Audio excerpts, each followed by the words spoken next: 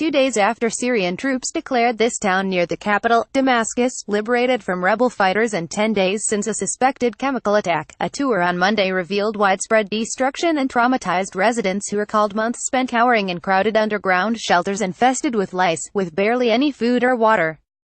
Except for the Russian and Syrian troops patrolling the streets, few people could be seen in Douma, the majority of its residents now displaced to rebel-held areas to the north.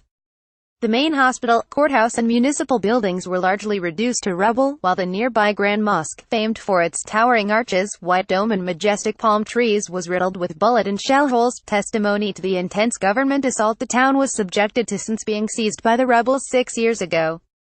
Douma was one of the first areas to rise up against President Bashar Assad's government, and until a few weeks ago it was a major threat to his seat of power in Damascus, as rebels pelted it with shells, disrupting normal life.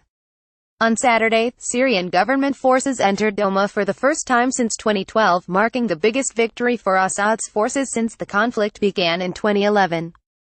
On Monday, the few remaining residents were able to move around safely for the first time in months following the crushing government offensive and a years-long siege, tightened even further last year, that had starved the town, once the breadbasket of the capital, of food, medical supplies and other essentials. On an Associated Press tour of the town, organized by the Assad government, hundreds of men, women and children could be seen standing in long lines waiting their turn to get pasta, vegetables and loaves of bread piled on government trucks, and handed out for free. "This is the first time I will eat wheat bread in years," said Naim Sukur, an 18-year-old, after receiving a pack of 9 Arab loaves from the government employees. Sukur said that he and his family had survived for months on olives and small amounts of barley bread. "Our happiness is double now. We are eating wheat bread and we sleep without fear," said Taylor Alakobia.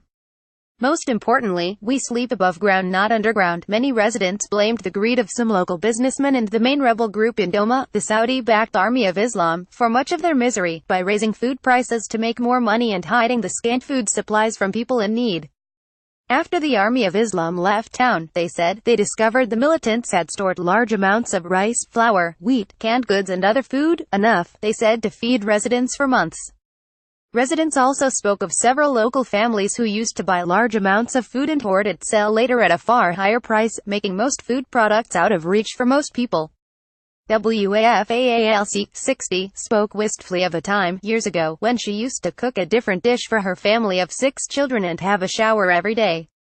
For the past year, she said she could not afford to pay for staples like sugar, which shot up to 18,000 Syrian pounds, $40 a kilo, 2.2 pounds, from its normal price of 500 Syrian pounds, about $1.10 a month, could pass without having a shower, said the woman, who had rice for the first time in years on Sunday.